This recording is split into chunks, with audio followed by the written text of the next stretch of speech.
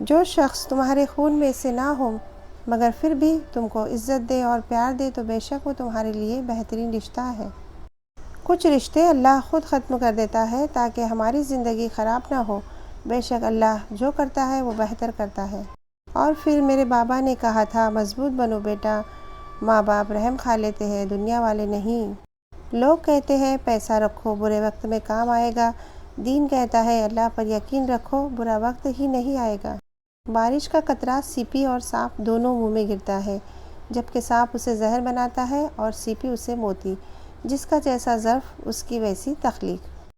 بہترین بیوی وہ ہے جو تمہاری موجودگی میں عورت اور تمہاری غیر موجودگی میں مرد بن جائے۔ توبہ کی مہلت ملنا بھی اللہ کا ایک بہت بڑا احسان ہے۔ اللہ بہتر کرے گا، یہ وہ الفاظ ہیں جن سے انسان کی آدھی پریشانی ختم ہو جاتی ہے۔ جیسا سوچو گے ویسا بنو گے، تمہارے خیالات ہی تمہاری تقدیر ہے، آپ کی اچھی سوچ ہی آپ کے شاندار مستقبل کی ضمانت ہے۔ شکر ادا کرنے کی وجہ نہیں ڈھونڈنی چاہیے بلکہ عادت ڈالنی چاہیے، کیونکہ شکر گزار لوگوں سے اللہ پاک بڑی محبت کرتا ہے۔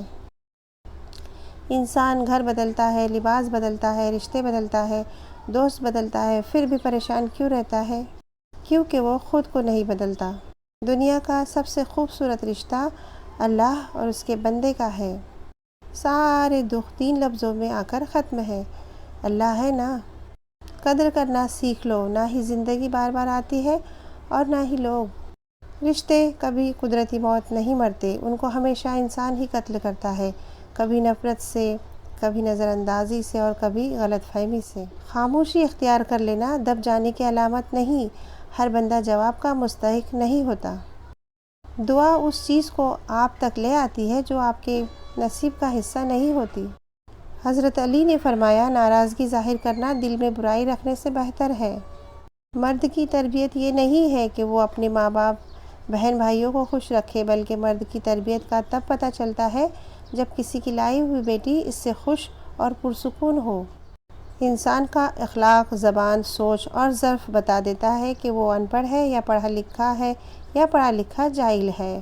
بچپن میں والدین تمہیں شہزادے اور شہزادی کی طرح پالتے ہیں تو تم پہ بھی فرض ہے کہ بڑھاپے میں انہیں بادشاہ اور ملکہ کی طرح رکھو۔